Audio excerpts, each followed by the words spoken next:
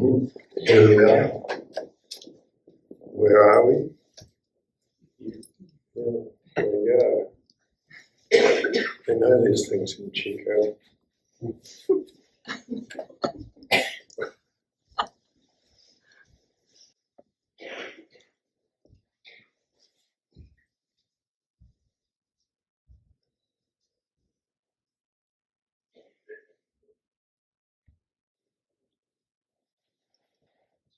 There's at the beginning of the Wycliffe record, there's a verse which is not in all the versions.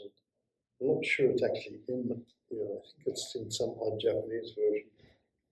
Boundless wind and moon, the eye within eyes. Inexhaustible heaven and earth, the light beyond light. The willow is dark, the flower is bright. 10,000 houses, knock on any door, someone will answer.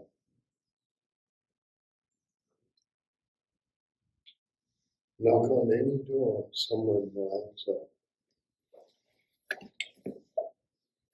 The willow is green, the flower red or yellow or whatever else it is.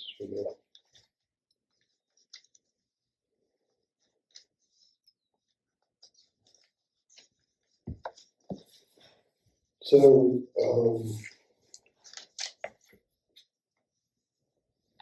in a way, all the Collins are records of people knocking on doors.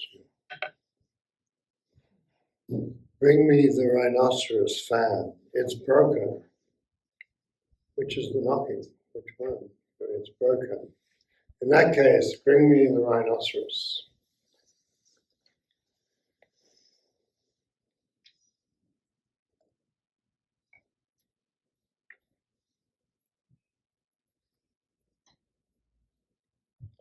Galloping along. Bring me the rhinoceros. So, since all the Collins are really knocking on the doors, really, and if you knock on any door, someone will answer. If you meditate, someone will answer. Excuse me. So I don't know, I just thought I'd just tell a couple of stories about that.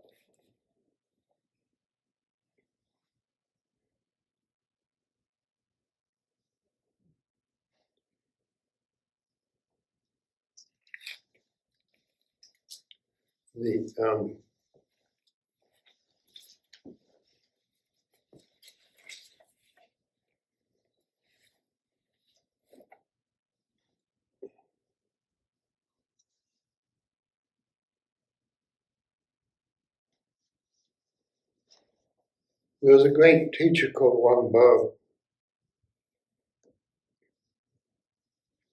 He said, "Oh, you're all gobblers of brewers' leaves. You can still get drunk on what's left, but it doesn't taste very good after you've made beer." If you go traveling around like this, where will you have today? Where will you have today? Where did I put today? Where is it? Don't you? And then he went on to say, don't you know there are no Chan teachers in all China? No Zen teachers. And somebody came forward and said, but there are lots of places. That's kind of bullshit, because there's lots of places where they have teachers and followers, and they meet at San Sabina, and they do all this stuff, and up in the mountains. And one guy said, I didn't say there's no Zen, only that there are no teachers. That's a kind of interesting thing. So, what does he mean?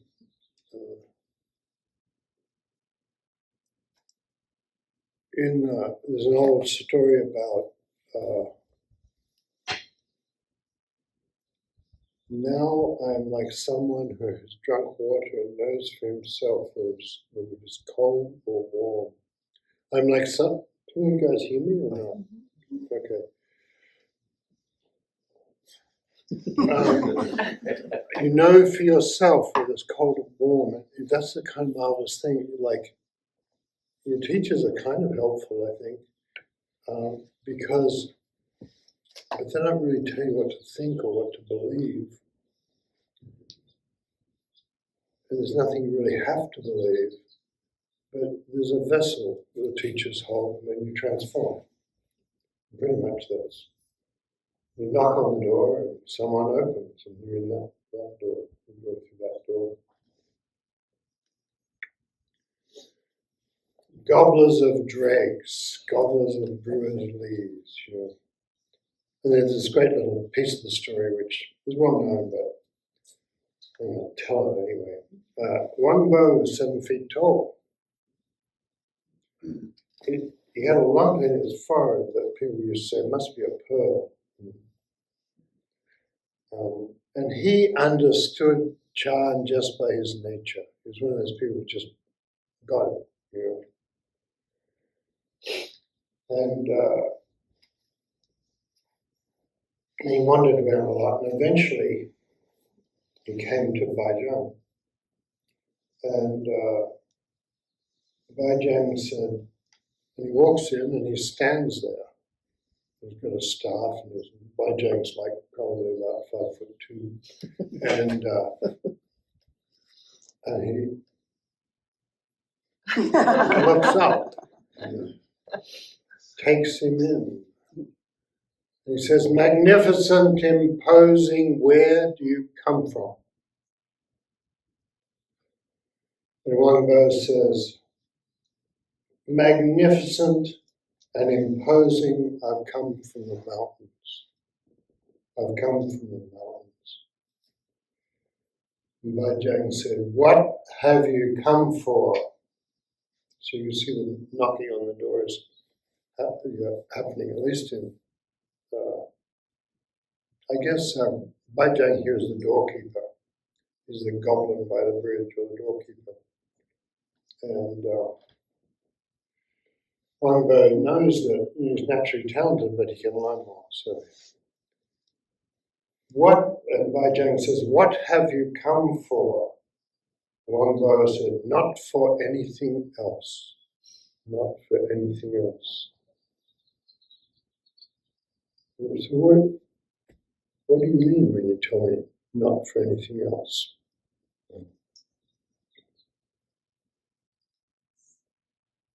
What do you mean, Michelle? This. What's that? This. This. Seems a rather short down.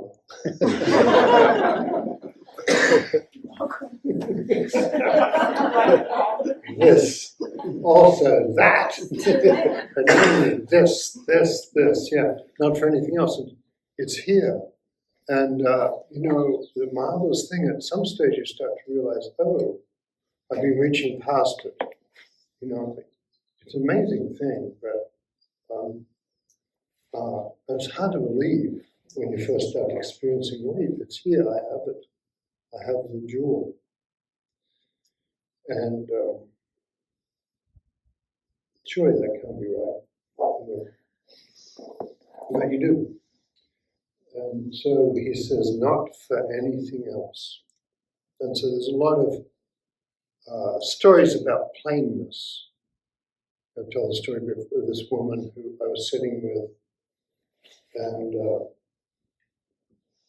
she was incredibly passionate. Like, you can tell she was just suffering a lot. She'd had a difficult life, and she'd ended up in the Zendo. And she was young and ended up in the Zendo. And she made herself sick by trying so hard she'd throw up. And her friends would just drag her into the interview room and deposit her on the mat and leave, and then they'd come in and drag her back into the Zendo. She didn't want to leave the Zendo. Basically wanted to live in the Zendo until she woke up. And then at some stage she did. She started laughing and crying. When I asked her, well, what did you see? And she said, I saw that the wall meets the floor. Not for anything else. Not for this, not for anything else.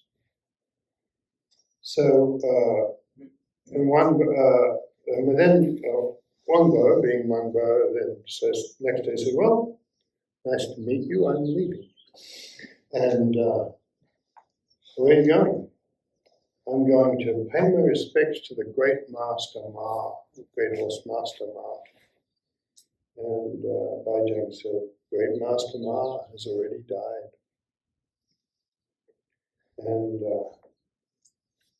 so one person said, what did he have to say when he was alive? You know, kind of a good response. And then when Ma saw me approach, he raised his whisk. He raised his whisk. Do you identify with this action or detach from this action? You know, it's like complete drivel. But here's the question if you ask us, it's like, but you know, we get stuck with stuff. You know, we get stuck with thinking we're separate from the universe. Basically, it's that. So we have all these ideas. Identify with this one, you know. And Mazu then hung the whisk in the corner of the meditation seat. There was a long silence, then Ma asked, later on when you're flapping your lips and teaching people, how will you help? How will you help? And then he said, and then I took the whisk and held it up. I took my teacher's whisk and held it up. So he's got some confidence, you can tell there's something in him. And then I hung it back. And Mazu gave a shout that left me deaf for 3 days. And Wang Bo, listening to this, unconsciously stuck out his tongue. He was like, wow.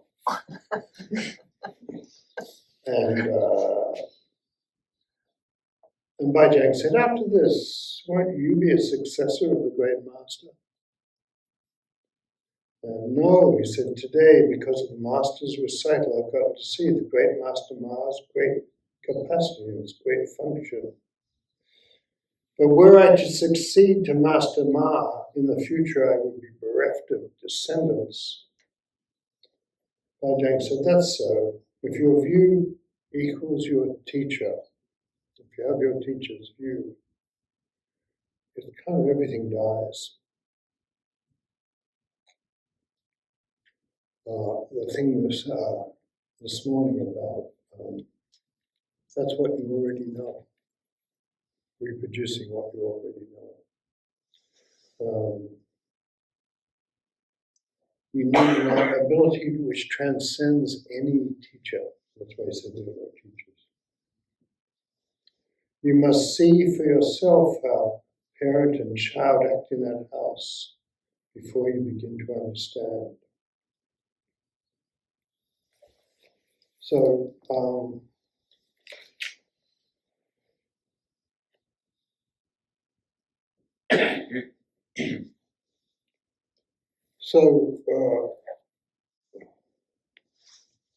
like it's very hard to see this yours. I don't know, I suppose we get glimpses, you know. You probably think of a time when you had a glimpse and you understood, you could feel it inside you, in your heart. It's a nice thing that happens and you can see it. It's not just you see, it's not a cognitive thing. But you can feel it filling you in your heart. You might not be there yet, but it's a kind of something to realize that my struggling and reaching for is something I have already. I'm reaching for the jewel that I have. And so difficult environments, if you're tired or think this is not for me, this is not for me as a favorite one. This is not for me. I've told the story where I was sitting with actually without a teacher, and then a Korean teacher came into the meditation. He would drop in on a retreat halfway through, looking at concrete blocks. Concrete blocks was sort of blight of suburbia, blight of Australia, the Australian country, so cheap way to throw up a really ugly building. And so it was in a concrete block meditation, like basement. And I was looking at the concrete blocks, and we were sitting in a ring, in a square. I was looking across the room at the concrete blocks. I was trying not to have prejudices about concrete blocks. It doesn't feel right. I'm just like loathing the concrete blocks. But, it felt kind of satisfying. But I thought, it's not that, it's not that. And so I kept sitting, and my knees were hurting and things like that. Then at some stage, you just realize you have it. That's all that I had it. And it was perfect. Concrete blocks were perfect. We had pretty raw leaders who, they didn't really know what they were doing every now and again. They'd yell in an unconvincing way, And but I kind of appreciate their sincerity. They were doing their best for idiots like me. And you need an idiot to teach an idiot. And so it was all right, And there's kind of those grey, banal, boring concrete blocks and everything illuminated. So that was all right. And that wasn't really it yet. And I just knew I didn't have it yet. But I knew I could do something and I could play, so I started playing with it. The teacher arrived and wanted to see me, so I started playing with him. He said, "What's your name?" "John." "Where do you come from?" I said, "Australia." And he said, "What's your name?" It was fairly obvious from that the first answer wasn't the one he was looking for. So he was great like that. So, "What's your name?" And so I could tell that I had really, in a way, entered the world, let the world enter me, because I just started yelling at him. And he kind of liked that. He wanted me to come with him and travel. But I don't know why I didn't. But the things of the karmic connections are a mystery. I didn't feel a karmic connection. But yeah, so there's that. It happens, Here's one I really like. It just opens you up, There's no good reason you open up. And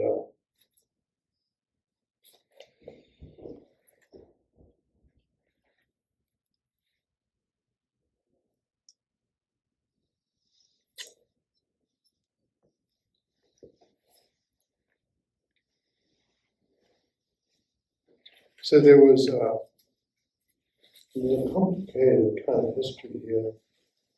I think I do want to tell this story all the time. Yeah. "Eleanor, would you get my computer?" You said, "You don't have your computer." And I said, "Who needs a computer?" Evidently, I do. So meanwhile, it's a grey, space grey.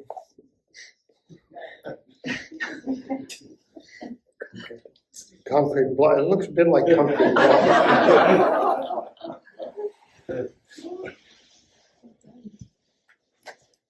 Powered by the Dharma.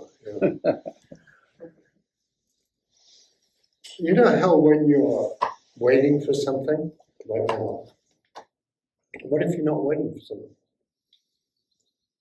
Where would you be if you're not waiting for something?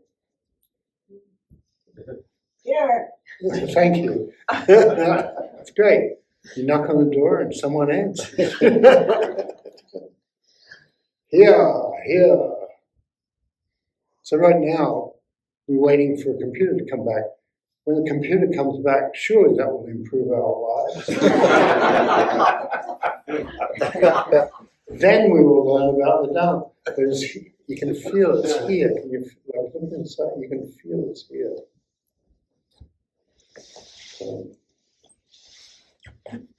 It's like the guy who was. Thank you. Yeah.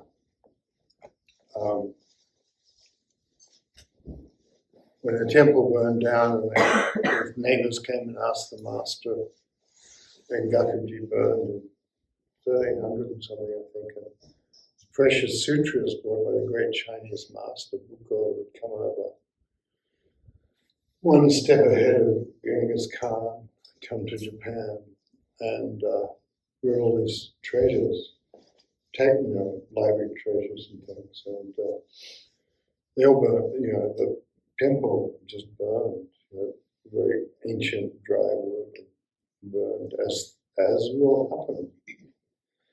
And the neighbors were shocked and they gathered around and asked him, where is it? What happened? And he said that the sutras were not harmed. And they looked around. And you look at it looks like after a fire. And they said, well, where is the Dharma treasure teaching of the doubtful king? And he does this. And then they asked him other questions. Where is the flower garland sutra? And it was this. And they said, you're asking me. We came here to ask about these precious sutras that came from Japan, and you're holding up a hand. What do you mean by that? And he said, the covers were burned, but the sutras were unharmed.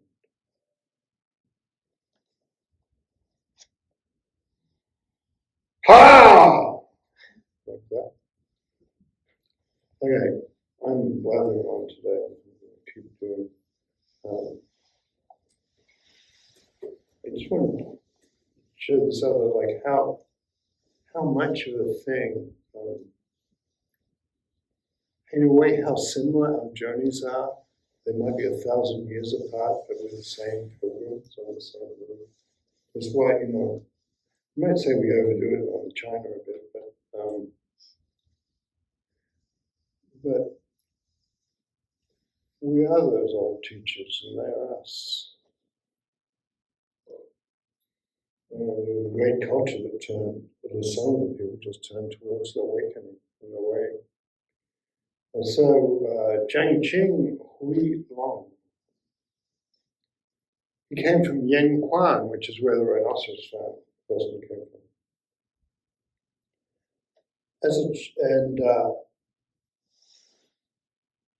And he kept visiting. He visited great teachers, Ling Yun, for example, was a great teacher. But he had lingering doubts, and he went to Shui Feng, and his feelings melted like doubt ice. When he first went to study under Shui Feng, his tasks in the study were bitterly painful. Bitterly painful. I need to bring a water bottle into the room to help with this pain. I need to lean against the wall to help with this pain. I need better dessert to help with this pain. Maybe nicer meditation clothes might help.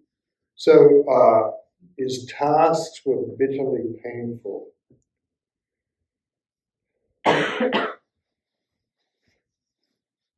He was not bright. Says that he was not brilliant. He was not very smart. In terms of Dharma, he was a slow horse. And Shui Feng, the great Shui Feng, it was a enlightened on Tortoise. When he said, today Tortoise Mountain has become enlightened.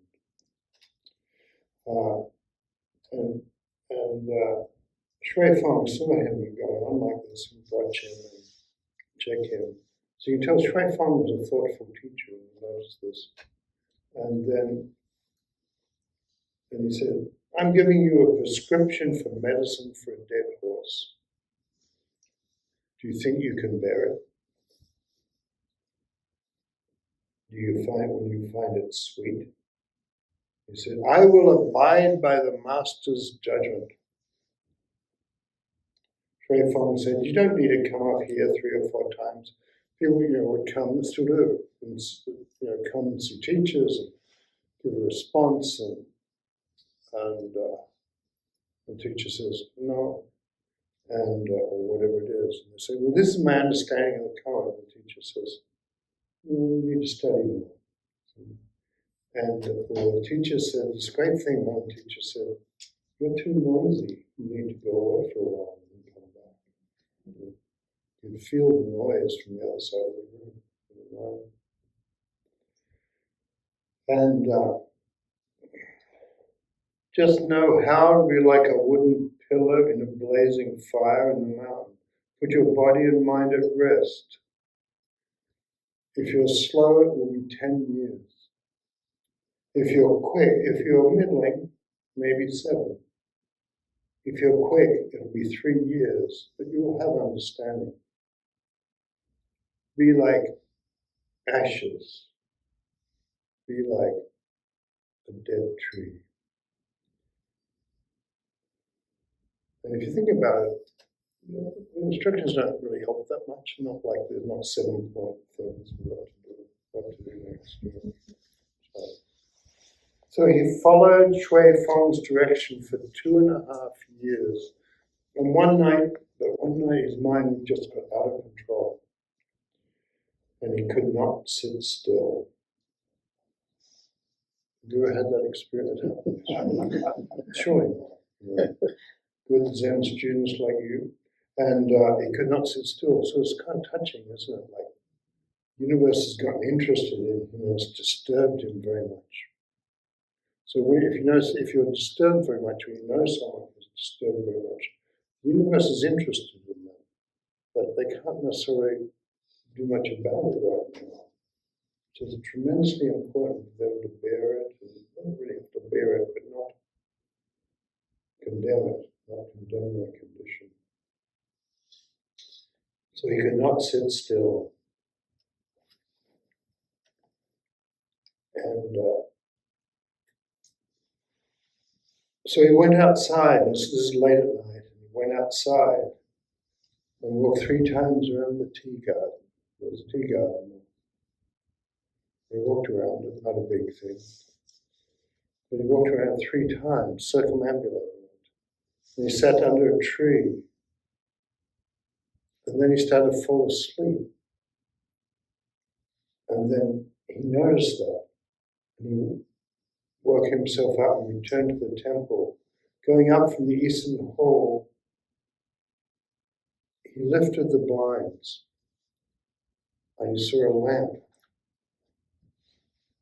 large and immediate in front of him. And immediately he had great understanding. And he got very excited and thought, I must tell the teacher. It was like 1 a.m., 2 a.m. And he went to Shui Feng's place. But then, before the master got up, he went away instead, leaning on the pillar of the teaching hall. He unconsciously let out a cry, "Ha!" What do you mean by that? Ha!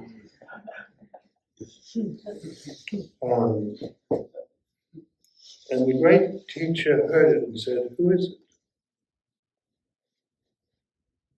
And Huilong called out his name. The great teacher said, what are you doing here in the middle of the night? I've had an extraordinary understanding, an extraordinary realization. So the great teacher got himself up and opened the gate and grabbed Huilong's hand and asked him about his inner condition. So that's a nice thing. He connected with him by grabbing his hand in the middle of the night. Probably can't see each other. You know that someone's there when you grab his hand. It makes a connection.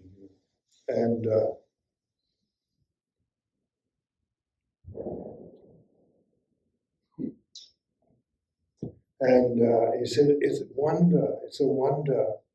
Rolling up a bamboo blind, I see the whole world. If anyone asks me what I understand, I would lift up my whisk and hit him in the mouth.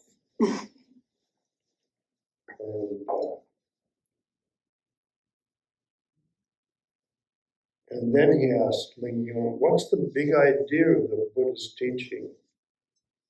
And Ling Yun said this great thing. He said, before the business with the donkey is over with, the problem comes up with the horse.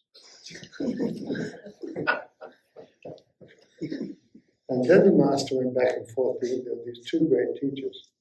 You think you've gotten somewhere, but that's just the donkey. No, there's a problem with the horse. And he went back between these two great teachers, Xuan Sha and Shui Feng. And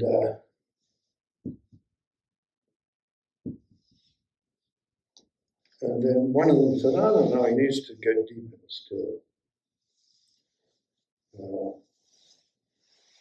And then he had a verse saying, within myriad appearances, a solitary body is revealed.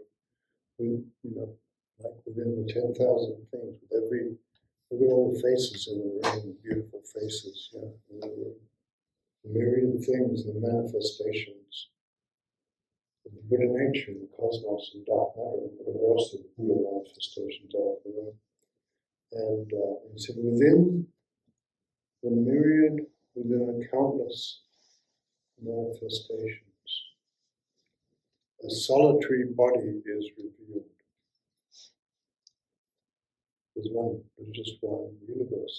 We're all part of it, we're all folded into it. It's pouring through us. It lifts your hand, and then you wonder whether you can conceive of it or not.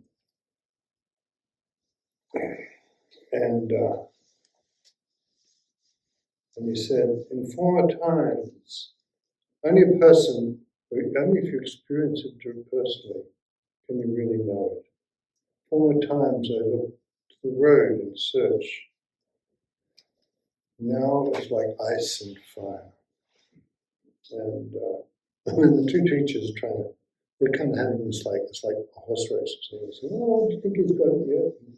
And he says, well, it seems like that's not just conscious knowledge, and we're looking at that. So anyway,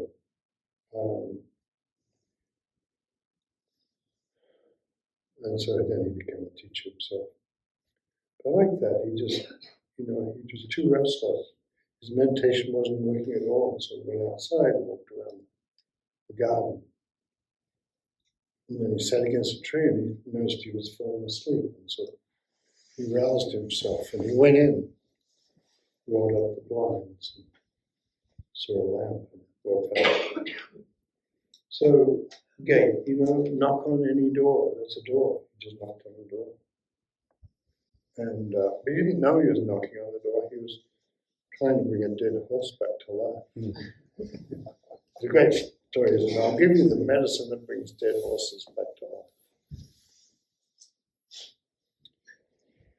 So in other words, it's inconceivable, that transforms you, and it doesn't make you feel better or calmer or nicer or cooler or whatever it is.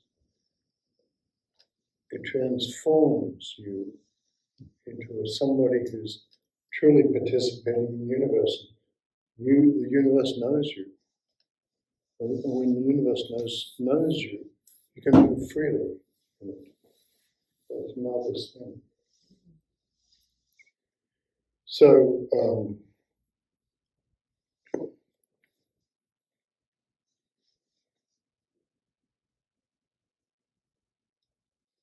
got anything to say, Tess?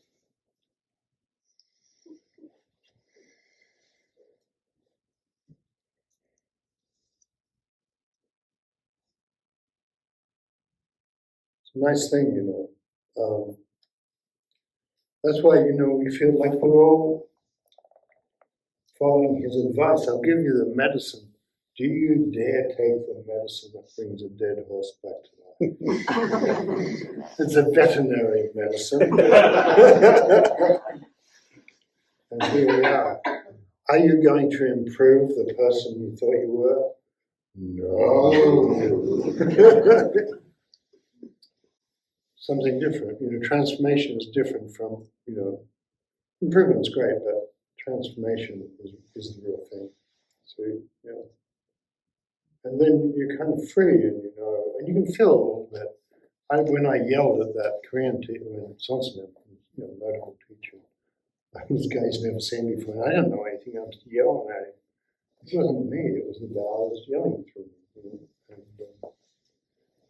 it's a nice thing when the universe has hold of you. And it's a known thing. Artists know a lot about it.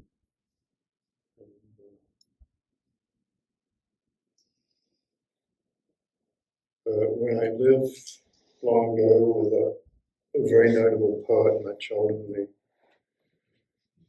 and I asked her about her poems,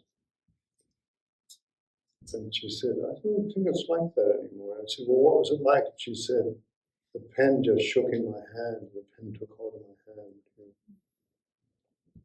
So it's like that, isn't it? The Tao has hold of you. There are other ways to do it. You can carefully assemble wisdom, and it might work. But it's better to become one with have the universe, let the universe have you. You don't have to be careful about your reactions.